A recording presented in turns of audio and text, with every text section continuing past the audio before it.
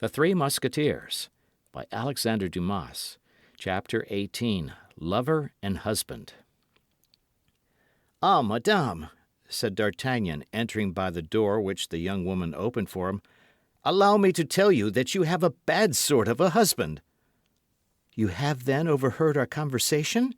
asked Madame Bonacieux eagerly, and looking at D'Artagnan with disquiet. "The whole." "But how, my God?"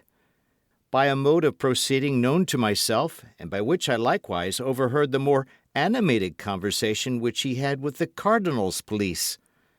"And what did you understand by what we said?" "A thousand things.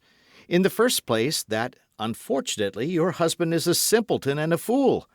In the next place, you are in trouble, of which I am very glad, as it gives me an opportunity of placing myself at your service, and God knows I am ready to throw myself into the fire for you. Finally, that the Queen wants a brave, intelligent, devoted man to make a journey to London for her. I have at least two of the three qualities you stand in need of, and here I am."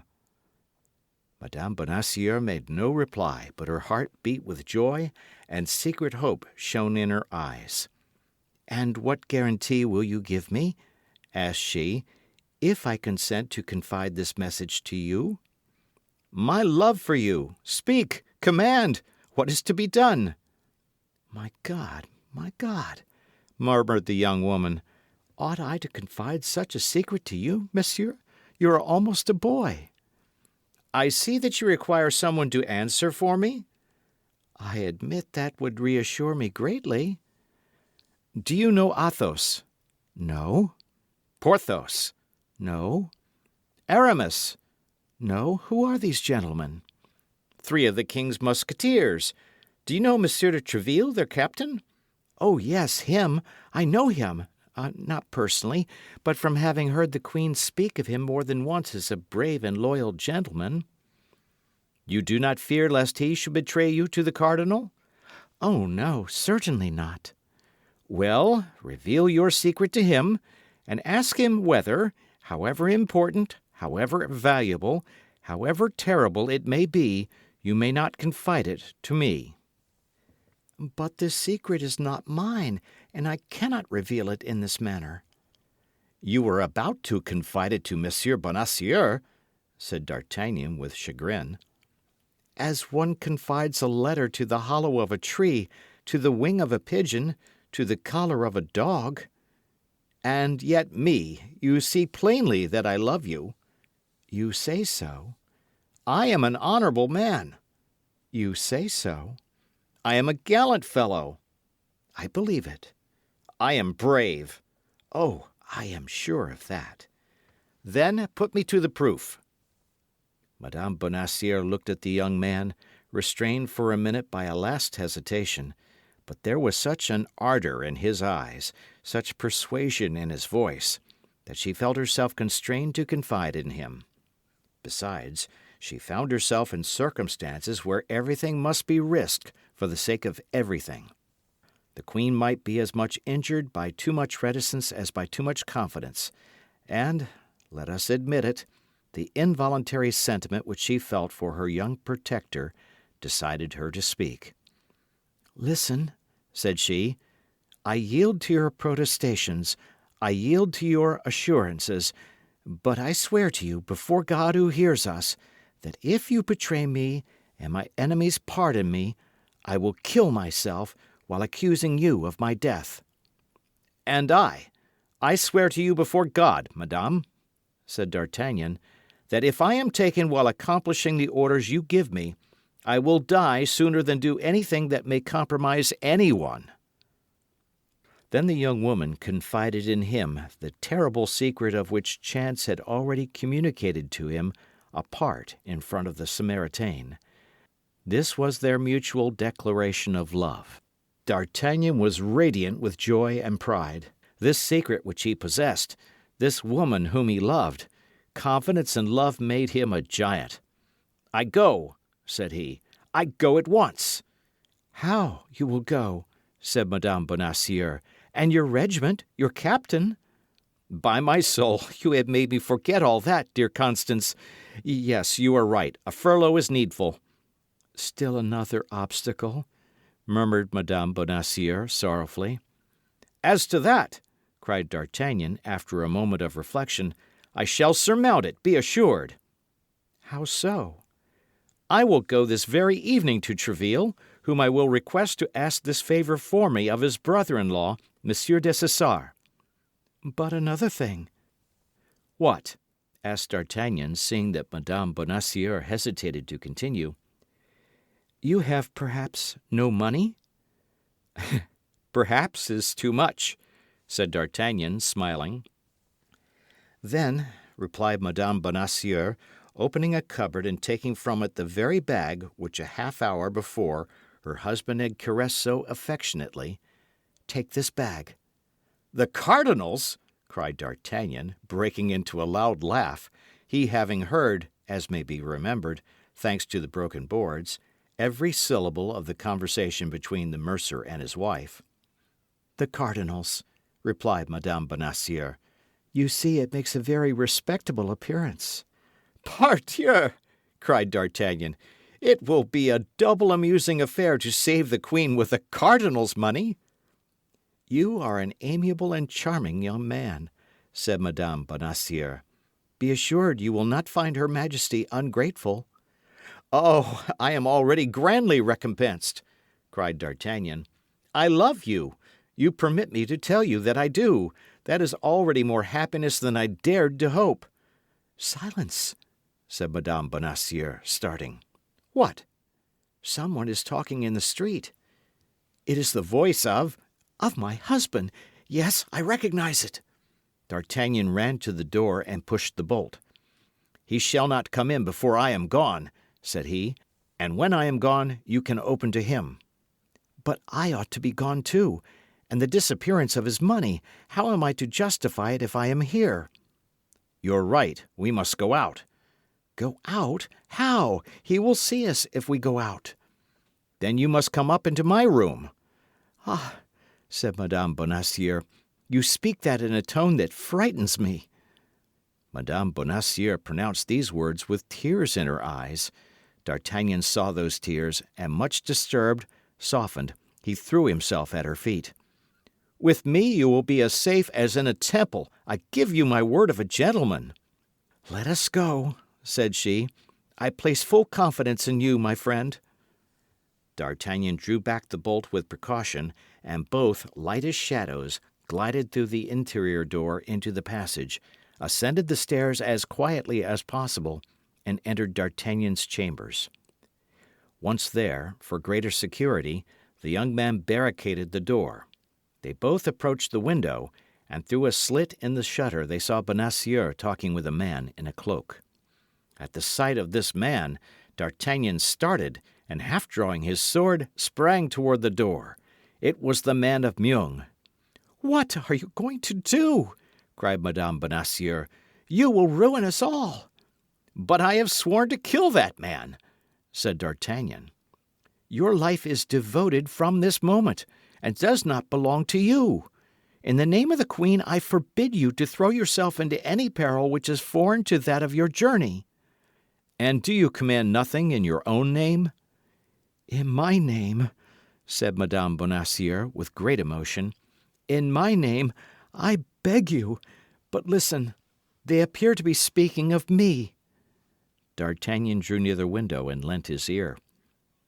Monsieur Bonacieux had opened his door, and seeing the apartment, had returned to the man in the cloak, whom he had left alone for an instant.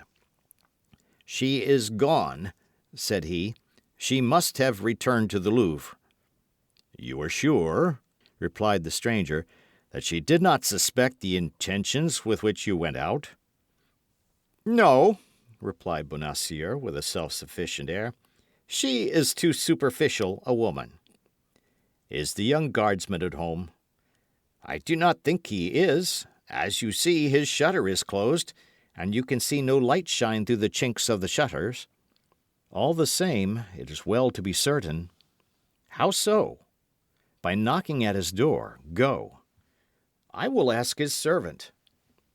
Bonacieux re-entered the house, passed through the same door that had afforded a passage for the two fugitives, went up to D'Artagnan's door, and knocked.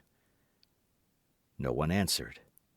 Porthos, in order to make a greater display, had that evening borrowed Planchet. As to D'Artagnan, he took care not to give the least sign of existence. The moment the hand of Bonacieux sounded on the door, the two young people felt their hearts bound within them. "There is nobody within," said Bonacieux. "Never mind. Let us return to your apartment. We shall be safer there than in the doorway." "Ah, my God!" whispered Madame Bonacieux, "and we shall hear no more."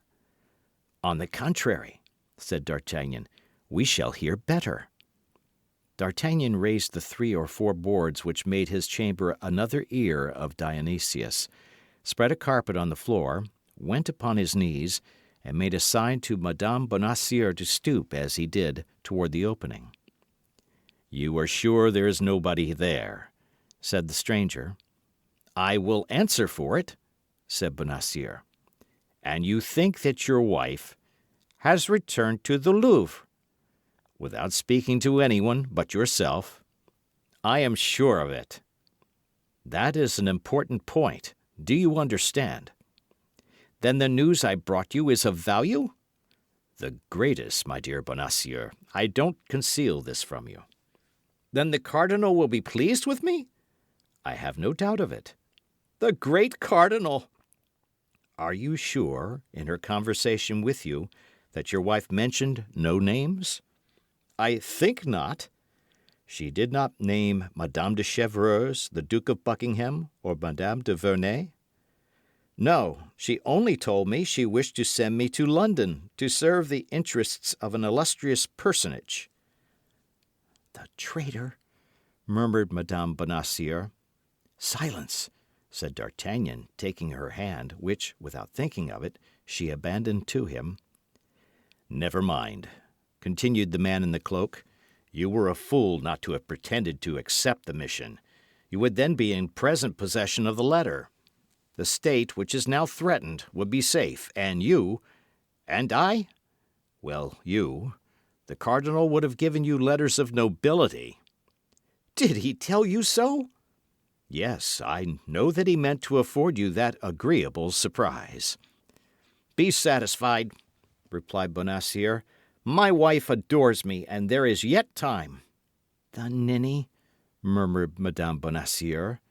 "Silence!" said D'Artagnan, pressing her hand more closely. "How is there still time?" asked the man in the cloak. "I go to the Louvre. I ask for Madame Bonacieux. I say that I have reflected. I renew the affair. I obtain the letter, and I run directly to the cardinal." "Well, go quickly. I will return soon to learn the result of your trip." The stranger went out. "Infamous!" said Madame Bonacieux, addressing this epithet to her husband. "Silence!" said D'Artagnan, pressing her hand still more warmly. A terrible howling interrupted these reflections of D'Artagnan and Madame Bonacieux. It was her husband, who had discovered the disappearance of the money bag and was crying, "Thieves!" "Oh, my God!" cried Madame Bonacieux. "He will rouse the whole quarter." Bonacieux called a long time, but as such cries, on account of their frequency, brought nobody in the Rue des Fossoyeurs, and as lately the mercer's house had a bad name, finding that nobody came, he went out continuing to call, his voice being heard fainter and fainter as he went in the direction of the Rue de Bac. "Now he is gone, it is your turn to get out," said Madame Bonacieux. "Courage, my friend, but above all, prudence, and think what we owe to the queen." "To her and to you," cried D'Artagnan. "Be satisfied, beautiful Constance. I shall become worthy of her gratitude. But shall I likewise return worthy of your love?" The young woman only replied by the beautiful glow which mounted to her cheeks. A few seconds afterward, D'Artagnan also went out, enveloped in a large cloak, which ill concealed the sheath of a long sword. Madame Bonacieux followed him with her eyes, with that long, fond look with which he had turned the angle of the street. She fell on her knees, and clasping her hands, "Oh, my God!" cried she, "protect the queen, protect me!" End of chapter.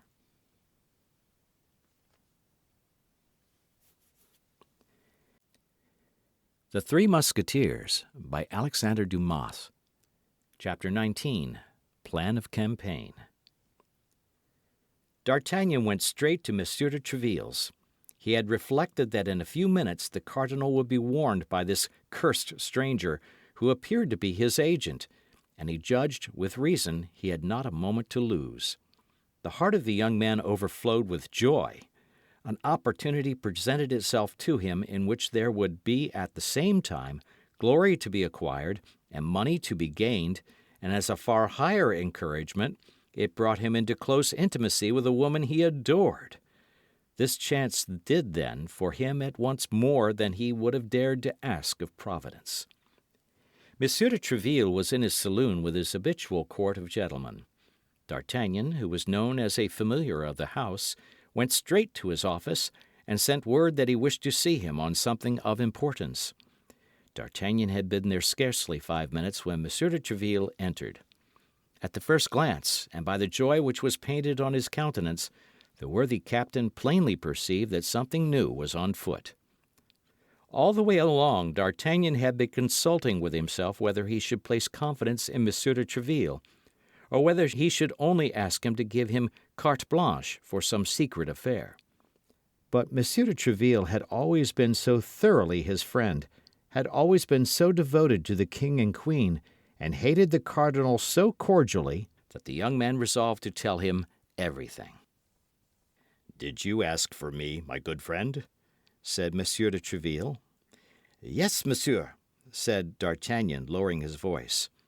"And you will pardon me, I hope, for having disturbed you when you know the importance of my business." "Speak, then. I am all attention."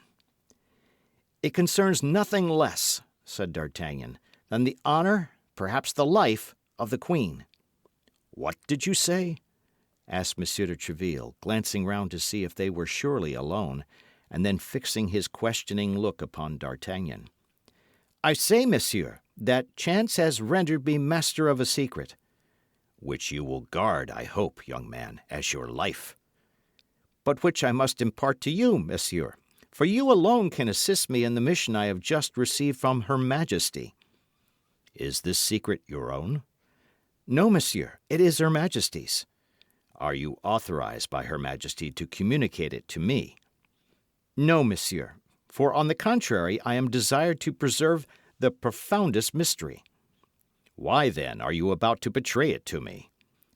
"Because, as I said, without you I can do nothing, and I am afraid you will refuse me the favour I come to ask if you do not know to what end I ask it." "Keep your secret, young man, and tell me what you wish." "I wish you to obtain for me, from Monsieur Dessessart, leave of absence for 15 days." "When?" "This very night." "You leave Paris?" "I am going on a mission." "May you tell me whither?" "To London." "Has anyone an interest in preventing your arrival there?" "The cardinal, I believe, would give the world to prevent my success." "And you are going alone?" "I am going alone." "In that case you will not get beyond Bondy. I tell you so by the faith of de Tréville." "How so?" "You will be assassinated." "And I shall die in the performance of my duty." "But your mission will not be accomplished." "That is true," replied D'Artagnan. "Believe me," continued Tréville, "in enterprises of this kind, in order that one may arrive, 4 must set out." "Ah, you are right, monsieur," said D'Artagnan. "But you know Athos, Porthos, and Aramis, and you know if I can dispose of them." "Without confiding to them the secret which I am not willing to know?" "We are sworn, once for all, to implicit confidence and devotedness against all proof. Besides, you can tell them that you have full confidence in me, and they will not be more incredulous than you." I can send to each of them leave of absence for 15 days. That is all. To Athos, whose wound still makes him suffer, to go to the waters of Forges. To Porthos and Aramis to accompany their friend, whom they are not willing to abandon in such a painful condition. Sending their leave of absence will be proof enough that I authorize their journey. Thanks, monsieur. You are 100 times too good. Begone, then, find them instantly, and let all be done tonight. Ha! But first write your request to Dessessart. Perhaps you had a spy at your heels, and your visit, if it should ever be known to the cardinal, will thus seem legitimate. D'Artagnan drew up his request, and Monsieur de Tréville, on receiving it, assured him that by 2 o'clock in the morning the 4 leaves of absence should be at the respective domiciles of the travellers.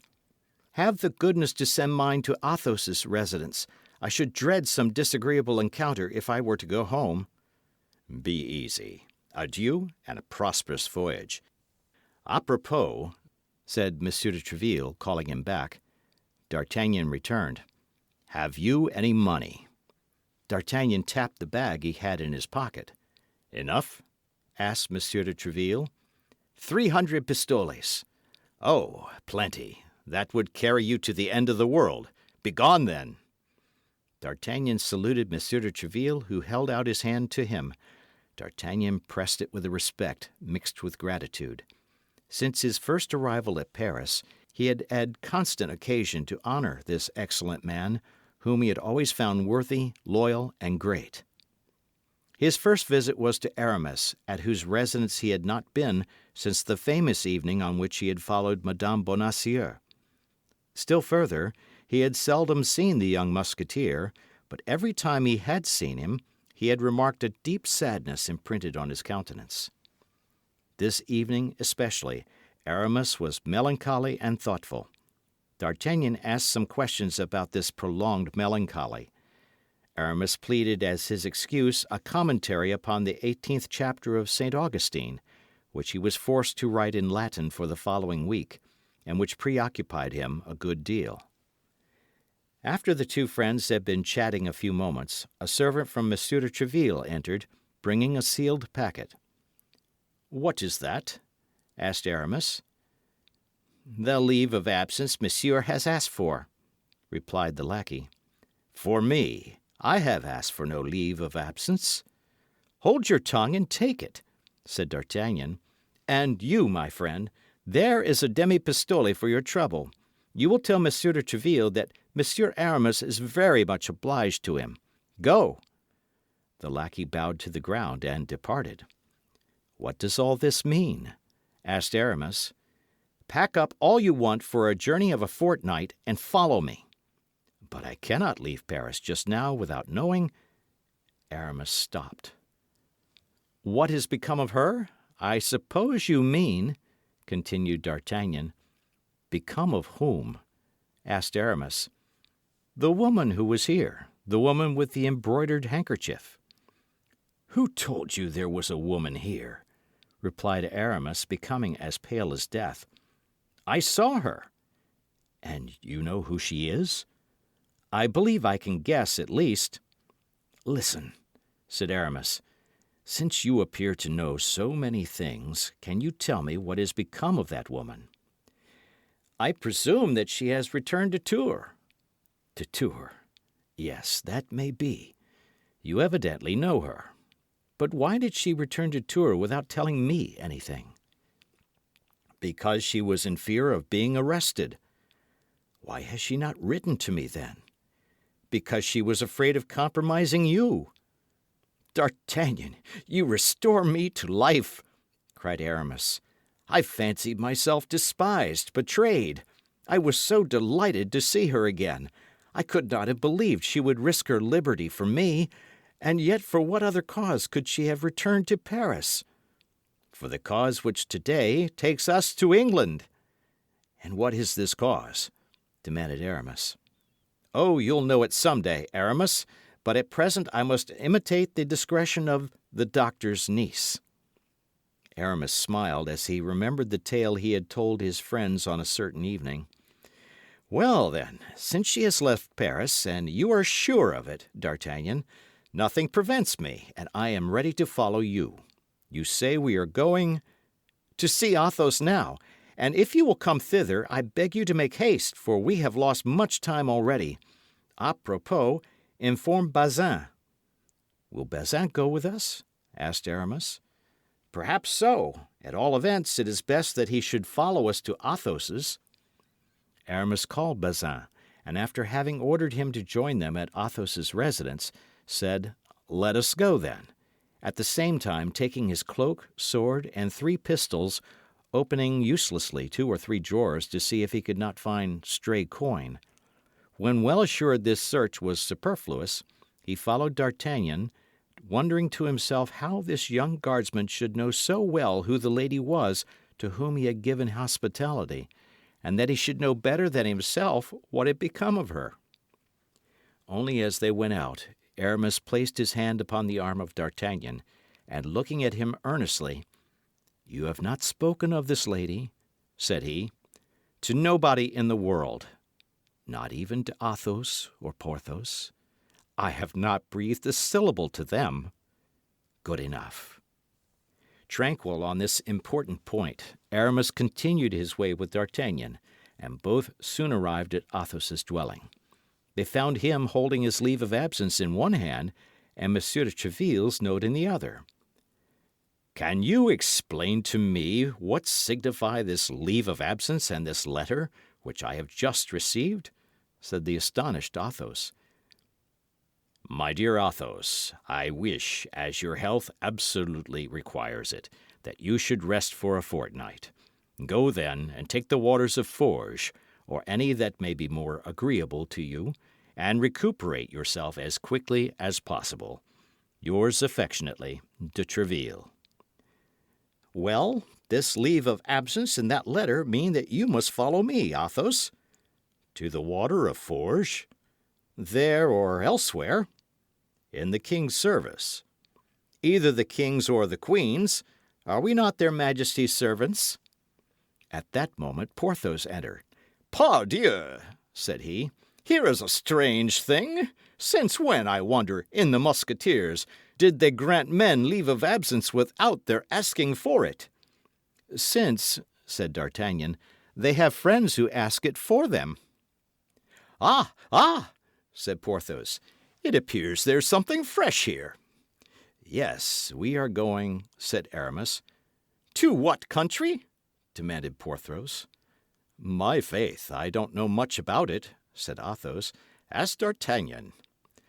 "To London, gentlemen," said D'Artagnan. "To London!" cried Porthos. "And what the devil are we going to do in London?" "That is what I am not at liberty to tell you, gentlemen. You must trust to me." "But in order to go to London," added Porthos, "money is needed, and I have none." "Nor I," said Aramis. "Nor I," said Athos. "I have," replied D'Artagnan, pulling out his treasure from his pocket and placing it on the table. "There are in this bag 300 pistoles. Let us each take 75. That is enough to take us to London and back. Besides, make yourselves easy. We shall not all arrive at London." "Why so?" "Because, in all probability, some one of us will be left on the road." "Is this, then, a campaign upon which we are now entering?" "One of a most dangerous kind, I give you notice." "Ah, but if we do risk being killed," said Porthos, "at least I should like to know what for." "You would be all the wiser," said Athos. "And yet," said Aramis, "I am somewhat of Porthos's opinion." "Is the king accustomed to give you such reasons? No. He says to you jauntily, 'Gentlemen, there is fighting going on in Gascony or in Flanders. Go and fight.' And you go there. Why? You need give yourselves no more uneasiness about this." "D'Artagnan is right," said Athos. "Here are our 3 leaves of absence which come from Monsieur de Tréville, and here are 300 pistoles which came from I don't know where. So let us go and get killed where we are told to go. Is life worth the trouble of so many questions? D'Artagnan, I am ready to follow you." "And I also," said Porthos. "And I also," said Aramis. "And indeed, I am not sorry to quit Paris. I had need of distraction." "Well, you will have distractions enough, gentlemen, be assured," said D'Artagnan. "And now, when are we to go?" asked Athos. "Immediately," replied D'Artagnan. "We have not a minute to lose." "Hello, Grimaud, Planchet, Mousqueton, Bazin!" cried the four young men, calling their lackeys. "Clean my boots and fetch the horses from the hotel." Each musketeer was accustomed to leave at the general hotel, as at a barrack, his own horse and that of his lackey. Planchet, Grimaud, Mousqueton, and Bazin set off at full speed. "Now let us lay down the plan of campaign," said Porthos. "Where do we go first?" "To Calais," said D'Artagnan. "That is the most direct line to London." "Well," said Porthos, "this is my advice." "Speak." "Four men travelling together would be suspected. D'Artagnan will give each of us his instructions. I will go by the way of Boulogne to clear the way. Athos will set out 2 hours after, by that of Amiens. Aramis will follow us by that of Noyon. As to D'Artagnan, he will go by what route he thinks best, in Planchet's clothes, while Planchet will follow us like D'Artagnan, in the uniform of the guards." "Gentlemen," said Athos, "my opinion is that it is not proper to allow lackeys to have anything to do in such an affair. A secret may, by chance, be betrayed by gentlemen, but is almost always sold by lackeys." "Porthos's plan appears to me to be impracticable," said D'Artagnan, "inasmuch as I am myself ignorant of what instructions I can give you. I am the bearer of a letter, that is all. I have not, and I cannot make 3 copies of that letter, because it is sealed. We must, then, as it appears to me, travel in company. This letter is here, in my pocket," and he pointed to the pocket which contained the letter. "If I should be killed, one of you must take it and continue the route. If he be killed, it will be another's turn, and so on. Provided a single one arrives, that is all that is required." "Bravo, D'Artagnan, your opinion is mine," cried Athos. "Besides, we must be consistent. I am going to take the waters, you will accompany me. Instead of taking the water of Forges, I go and take sea waters. I am free to do so. If anyone wishes to stop us, I will show Monsieur de Tréville's letter, and you will show your leaves of absence. If we are attacked, we will defend ourselves. If we are tried, we will stoutly maintain that we were only anxious to dip ourselves a certain number of times in the sea. They would have an easy bargain of 4 isolated men, whereas 4 men together make a troop. We will arm our 4 lackeys with pistols and musketoons. If they send an army out against us, we will give battle, and the survivor, as D'Artagnan says, will carry the letter." "Well said," cried Aramis. "You don't often speak, Athos, but when you do speak, it is like St. John of the Golden Mouth. I agree to Athos's plan. And you, Porthos?" "I agree to it too," said Porthos, "if D'Artagnan approves of it. D'Artagnan, being the bearer of the letter, is naturally the head of the enterprise. Let him decide, and we will execute." "Well," said D'Artagnan, "I decide that we should adopt Athos's plan, and that we set off in half an hour." "Agreed!" shouted the 3 musketeers in chorus. Each one, stretching out his hand to the bag, took his 75 pistoles and made his preparations to set out at the time appointed. End of chapter.